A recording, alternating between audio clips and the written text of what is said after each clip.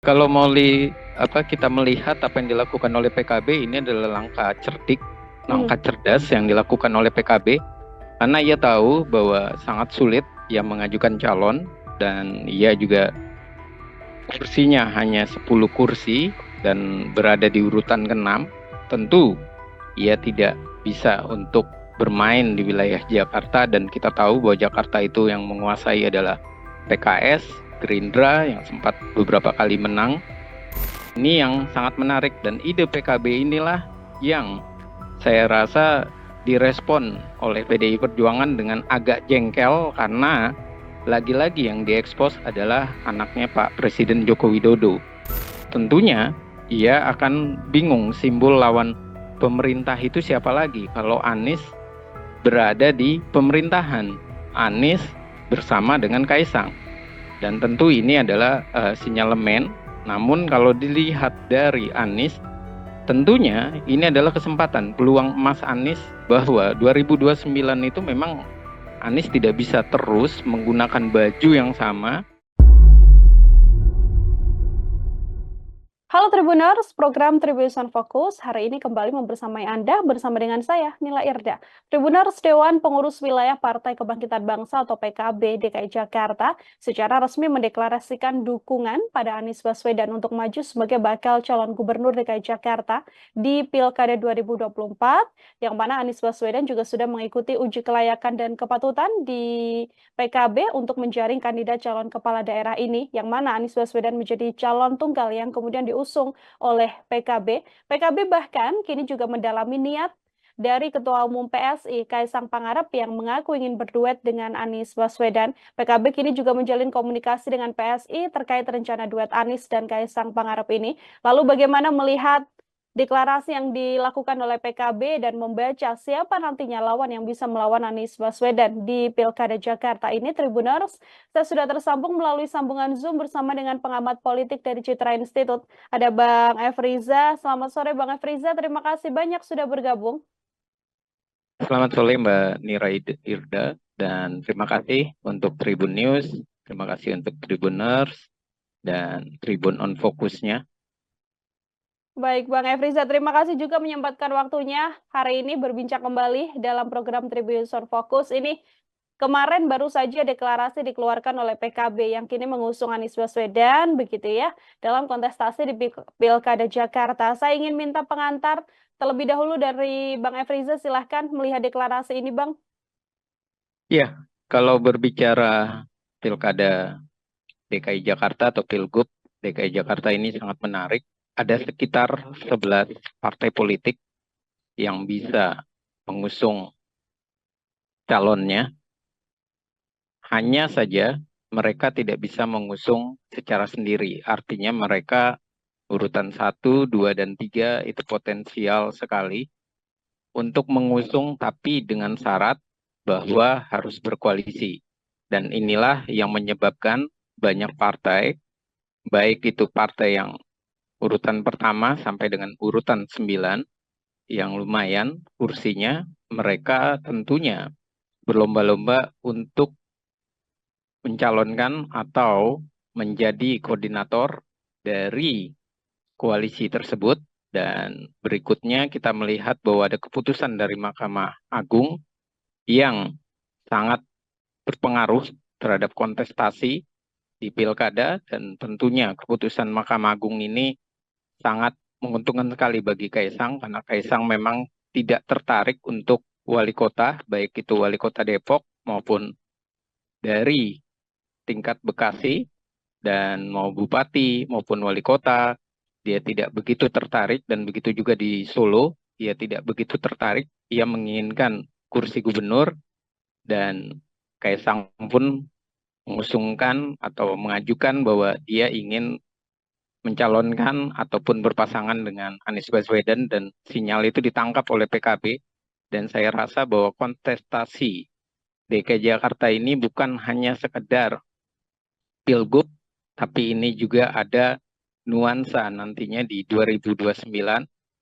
Anies tentu berpeluang untuk maju lagi sebagai capres, dan tentunya yang kedua kita juga harus mengakui bahwa ini sangat besar sekali peluangnya bagi Kaisang maupun bagi koalisi Indonesia Maju untuk memperoleh kemenangan dengan banyak di wilayah provinsi.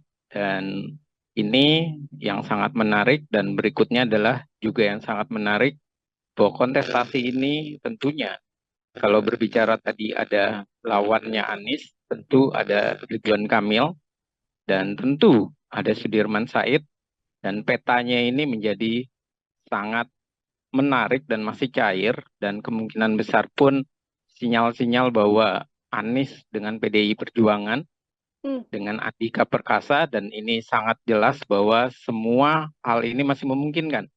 Kenapa memungkinkan? Karena ini nantinya juga menjadi sebuah titik awal bagaimana terjalin koalisi untuk sampai kepada di pemerintahan Prabowo Gibran nantinya. Dan ini adalah awal mula dari para partai politik untuk merapatkan dukungan dan mencari teman, serta mencari kawan, misalnya PKS dan PDI Perjuangan kalau berkoalisi dengan Anies, jelas bahwa petanya akan berubah menjadi oposisi, kemungkinan besar kedua partai itu.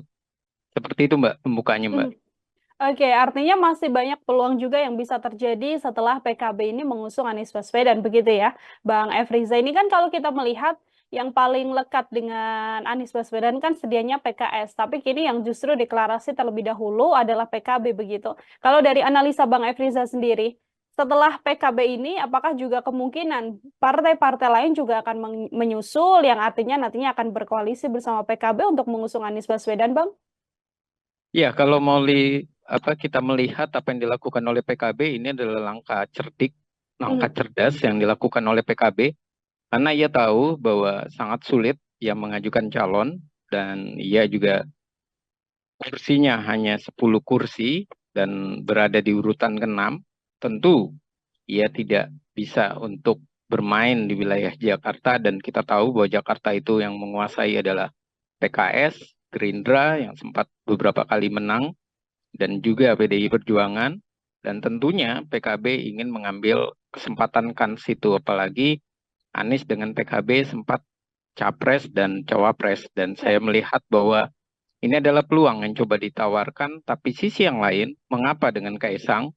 Ini bukan sekedar bahwa ini peluang antara mengajukan Anies, kemudian Kaisang, tapi ini juga peluang bagaimana PKB ingin menunjukkan bahwa ia bisa menjadi magnet dalam perpolitikan Indonesia, itu yang pertama. Yang kedua, ia bisa meyakinkan Gerindra bahwa PKB ini punya kekuatan, punya hal yang menarik, dan punya sisi yang sangat baik saat ini untuk diajak di pemerintahan, karena ide-idenya, gagasannya sangat di luar dari ekspektasi. Dan saya rasa kalau PKB berhasil menduetkan Anies dengan Kaisang, saya rasa Pak Jokowi sebagai presiden juga memperhitungkan PKB, dan bisa jadi ini adalah sinyal bahwa PKB menjadi bagian dari koalisi, dan nantinya bukan sekedar bagian dari koalisi, bisa jadi dia adalah pemain inti juga di dalam koalisi. Jadi dia bukan sekedar partai yang datang belakangan, kemudian masuk pemerintahan, tapi juga ia menjadi partai yang turut diperhitungkan oleh Pak Joko Widodo, dan kemudian juga diperhitungkan juga oleh Gerindra. Hanya saja perbedaannya, lawannya inilah yang menjadi pertanyaan. Karena Gerindra menginginkan Ridwan Kamil dengan harapan bahwa Gerindra bisa maju untuk Deddy Mulyadi di Jawa Barat, kalau Ridwan Kamil di DKI Jakarta. Dan inilah hitung-hitungannya yang bisa jadi PKB dianggap idenya cemerlang, tapi sisi yang lain menjadi blunder. Karena sama saja mematikan kans kekuatan dari Gerindra yang ingin mencengkeram Jawa Barat, dan berharap DKI Jakarta Golkar bisa menggeser Ridwan Kamil, dan terjadilah politik bargain ataupun posisi tawar-menawar yang sangat menarik antara Deddy Mulyadi dengan Ridwan Kamil. Mhm. Oke, ada peluang besar bagaimana kemudian nanti Ridwan Kamil begitu ya, Bang Efriza ya, yang kemudian akan dicalonkan ke Jakarta. Tapi kalau kita berbicara Kaisang, Bang Efriza, ini kan Kaisang atau PSI ini kan porosnya adalah poros istana begitu, yang mana bagian dari koalisi. Apabila memang Anies dan Kaisang ini benar-benar bisa bersatu atau nanti berduet di Pilgub Jakarta ini, apakah dalam artian juga iya berarti nanti Anies dan Kaisang adalah masuk porosnya juga poros pemerintahan, Bang? Ya, kalau Anies bisa berduet dengan Kaisang, ini menjelaskan bahwa satu sisi PKS sangat diuntungkan. Bisa jadi ia akan bisa diterima oleh Gerindra. Dan sisanya oposisi malah PDI Perjuangan nantinya. Mhm. Karena Anies itu yang lagi digoda oleh PDI Perjuangan. Ya. Niatnya PDI Perjuangan menggoda Anies supaya bisa menduetkan dengan Andika Perkasa dan bisa menunjukkan bahwa koalisi DKI Jakarta dan oposisi itu nanti mirip Hmm. dengan koalisi ataupun oposisi di luar pemerintahan. Dan nasional sama DKI Jakarta menjadi suatu hal yang dalam bahasa sekarang itu 11-12, tidak jauh beda. Dan ini yang sangat menarik. Dan ide PKB inilah yang saya rasa direspon oleh PDI Perjuangan dengan agak jengkel karena lagi-lagi yang diekspos adalah anaknya Pak Presiden Joko Widodo yang Mhm. merupakan rivalnya PDI Perjuangan. Dan saat ini tentu PDI Perjuangan akan kesulitan mau mengajukan siapa kalau bukan Anies. Dan tentunya ia akan bingung simbol lawan pemerintah itu siapa lagi kalau Anies berada di pemerintahan. Anies bersama dengan Kaisang. Dan tentu ini adalah sinyalemen.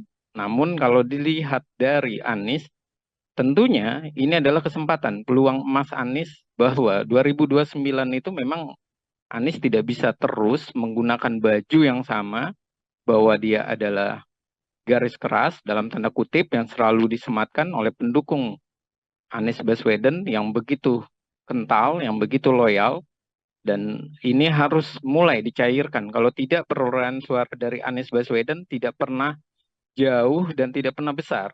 Hmm. 30% atau 35% itu sangat sulit di level nasional. Maka Anies harus merangkul semuanya. Dan untuk merangkul semuanya, maka Anies memang harus mencair dan mulai untuk terbuka kepada pemerintahan. Karena sangat sulit kalau melihat 8 kali keterpilihan dari Pak Jokowi dan anak-anaknya ya, sampai Gibran, maka Anies perlu berhitung. Ia apakah akan dipermalukan kembali setelah kalah lawan kakak, kalah juga lawan adik. Mhm. Dan ini adalah sangat memalukan bagi Anies Baswedan kalau kalah melawan Pak Joko Widodo, bukan kalah melawan PDI Perjuangan ya, tapi kalah melawan Pak Joko Widodo. Dan ini adalah simbol bahwa Anies harus berpikir, Pak Prabowo saja mengalahkan Pak Joko Widodo 2 kali, dia pun sadar tidak bisa dikalahkan. Satu-satunya cara adalah merapat dan merangkul dan bersama dengan Pak Jokowi. Nah, begitu juga dengan Anies saat ini. Ia harus berpikir ulang, apakah ia akan memilih berada di luar pemerintahan, berkoalisi dengan PDI Perjuangan, atau ia memperluas dukungannya menjadi bersama Kaisang dan menerima bahwa porsinya nanti akan semakin mencair, Hmm. orang banyak yang mencintai Anies Baswedan, banyak yang menerima Anies Baswedan dari lingkup nasionalis, dan tentunya ini akan diikuti dengan endorse dan pamrih yang akan diberikan oleh Pak Presiden Joko Widodo nantinya. Meskipun beliau sudah tidak lagi menjabat tapi kekuatan Pak Joko Widodo itu tidak bisa diremehkan. Dan perhitungan beliau, taktik dan strateginya itu luar biasa cerdas. Hmm. Itu Mbak. Bang Efriza artinya dengan PKB sedari awal saat deklarasi mengatakan sedang berkomunikasi dengan PSI, lalu mengatakan akan mendalami keinginan Mas Kaisang berduet bersama dengan Anies Baswedan, ini juga bisa saya katakan dalam tanda kutip mematahkan juga niat PDIP untuk bisa bersama Anies Baswedan, Bang. Iya, ini adalah sinyalemen yang sangat keras yang digunakan oleh PKB.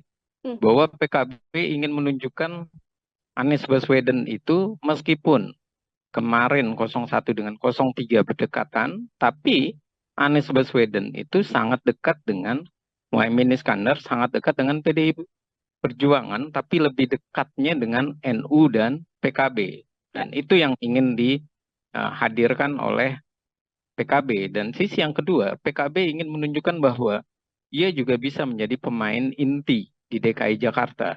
Karena urutan 1, 2, dan 3-nya adalah PKS, PDI Perjuangan, dan Gerindra. Sementara PKB kalau tidak ngambil momentum ini, ia tidak akan pernah dilihat karena suaranya hanya 10 kursi dan ia butuh satu partai lagi yang jelas adalah partai besar.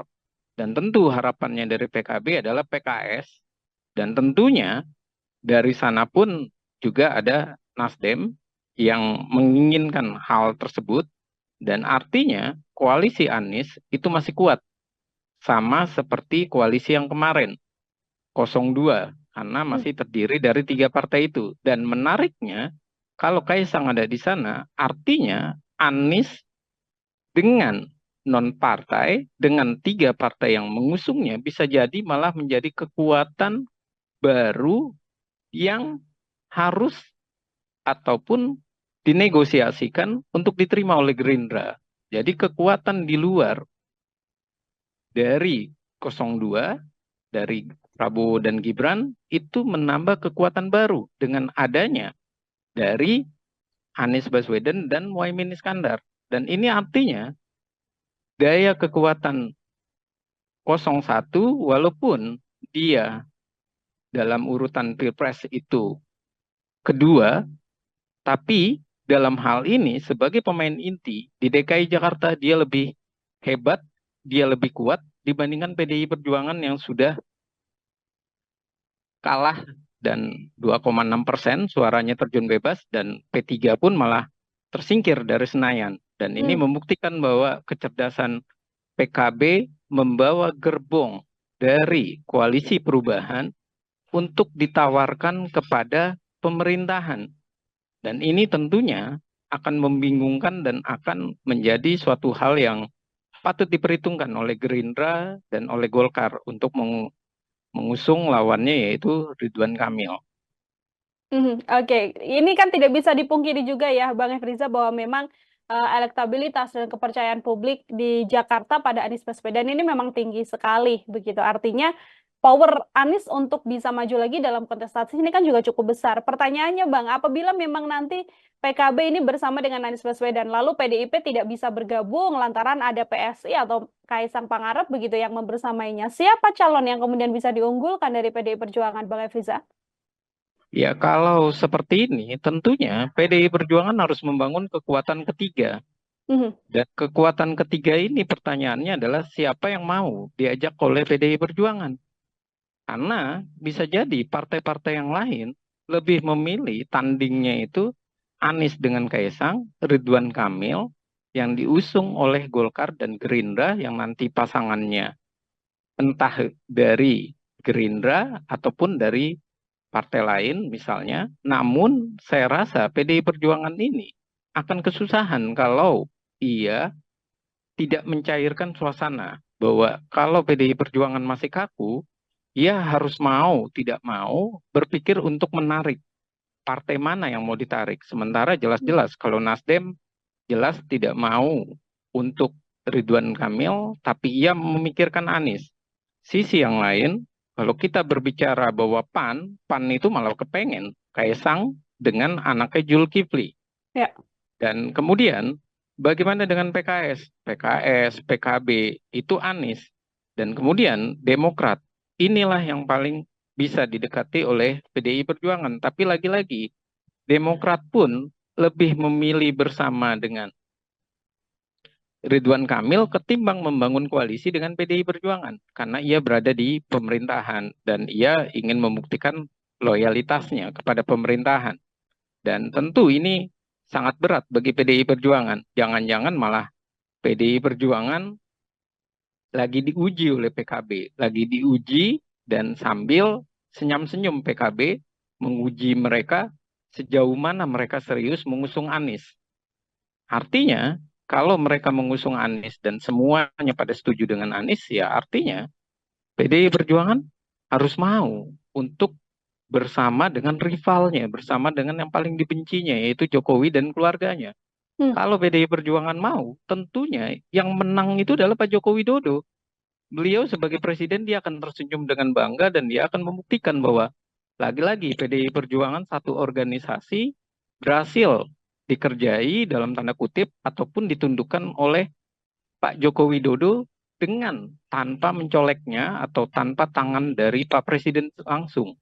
Dan ini tentunya akan membuat PDI Perjuangan bisa jadi dia semakin kebakaran jenggot ataupun dia semakin panas karena situasinya Pak Sekjennya saja sekarang lagi bermasalah, sekarang pula Anies yang didorong, yang dilempar sinyalemen malah Anies didorong oleh PKB. Tapi ini juga bisa jadi melihat situasi ini, bisa jadi keinginan PKB ini ditinggalkan oleh Anies.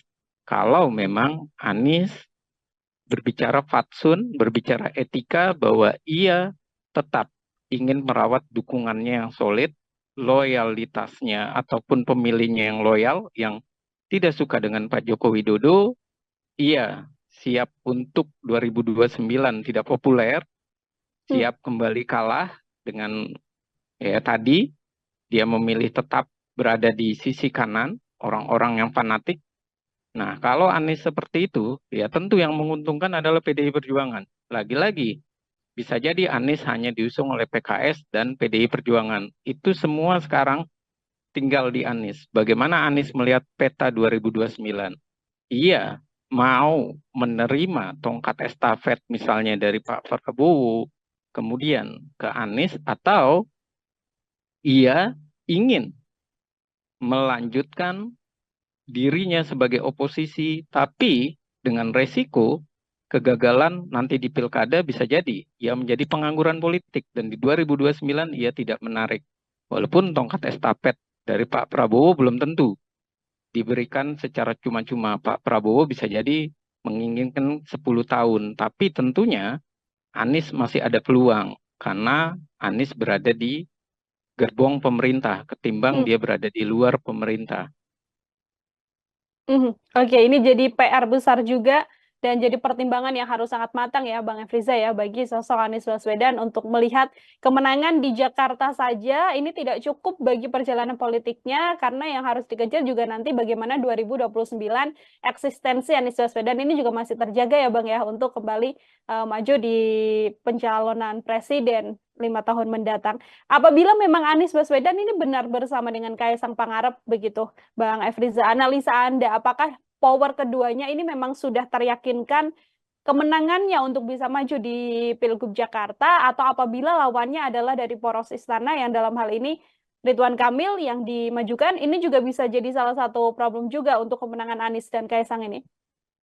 Ya, kalau seandainya Anies dengan Kaisang Pangarep, ini adalah kita bisa melihat sejauh mana rasionalitas dari masyarakat kita. Rasionalitas ini adalah bagaimana masyarakat melihat. Apakah masyarakat melihat peta politik kemarin, peta politik sekedar hasil dari MA, MK yang memuluskan anak presiden, itu yang pertama, atau masyarakat melihat bahwa Anies bekerja baik, jadi Anies dengan Kaisang ya tidak masalah, toh Anies juga bekerja baik, Kaisang juga elektabilitasnya tinggi, Anies tinggi, atau mereka mencari figur baru dengan cara mereka menyadari tidak ingin misalnya mencari figur baru, ya dia berharap bahwa Ridwan Kamil akan lebih baik daripada Anies.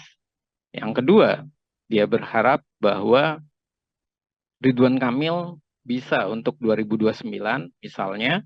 Dan yang ketiga adalah masyarakat juga menilai bahwa antara Anies dengan Ridwan Kamil ini punya posisi yang setara. Nah, ini adalah menjadi suatu hal yang menarik. Kalau masyarakat akhirnya menjatuhkan pilihan kepada Ridwan Kamil dan elektabilitasnya tertinggi Ridwan Kamil ketika sudah ada kandidat misalnya, nah ini adalah tentu sebuah bentuk fakta yang menarik. Apakah benar-benar kinerja Anies itu minus sehingga dicari figur baru Ridwan Kamil atau karena Kaisangnya? Maka figur baru Ridwan Kamil lah yang dipilih ketimbang Anies dengan Kaisang.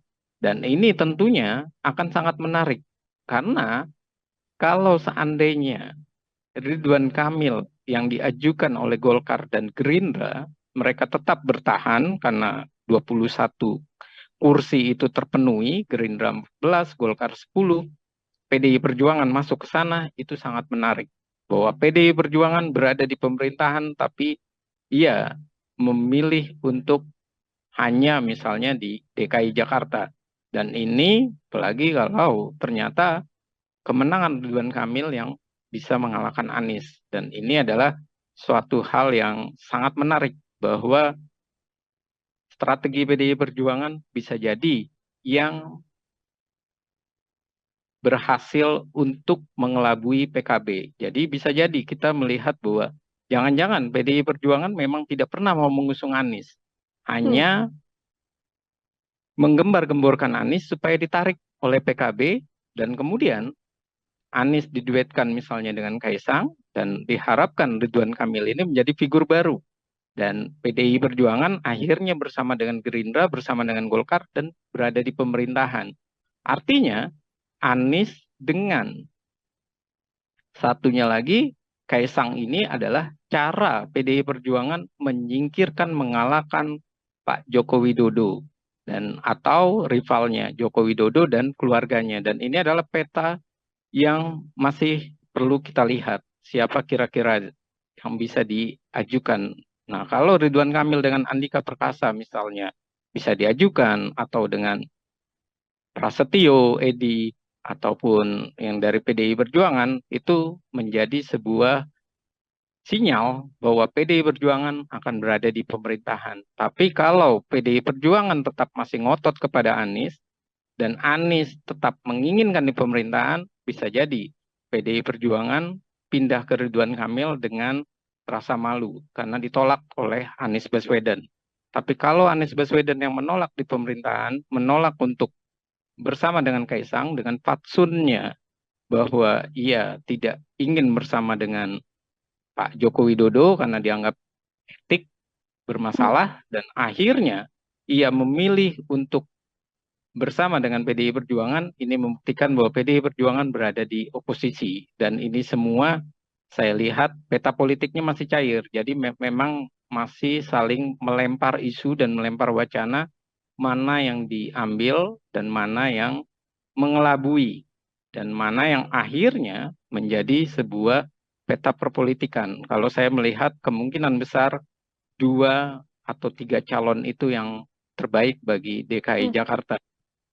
Oke, ini masih sangat cair, artinya kita masih sama-sama akan melihat ya Bang Efriza, siapa lagi partai yang nanti akan mengusung Anies Baswedan atau mungkin akan ada sosok baru yang dimunculkan oleh partai politik untuk bisa diusung di Pilkada Jakarta untuk bisa melawan Anies Baswedan. Artinya masih terbuka juga apakah Anies Baswedan nanti akan bersama dengan Kaisang Pangarep atau justru Kaisang Pangarep juga akan dicalonkan dengan partai politik yang lainnya seperti itu. Bang Efriza, terima kasih banyak untuk kesempatannya berbincang bersama dengan saya dalam Tribun Fokus hari ini, luar biasa sekali.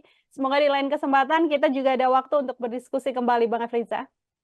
Ya, makasih Mbak Nila, dan terima kasih untuk Tribuners dan Tribun on Focus.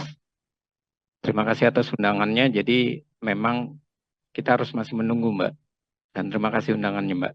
Siap, terima kasih Bang Efriza. Selamat beraktivitas kembali. Tribuners, demikian obrolan saya bersama dengan pengamat politik dari Citra Institute Bang Efriza. Nantikan obrolan saya lainnya dengan tema-tema lain yang pasti dan juga narasumber lainnya hanya dalam program Tribun Fokus. Saya Nila Irda, pamit undur diri. Terima kasih dan sampai jumpa. Download Tribun X sekarang. Menghadirkan lokal menjadi Indonesia.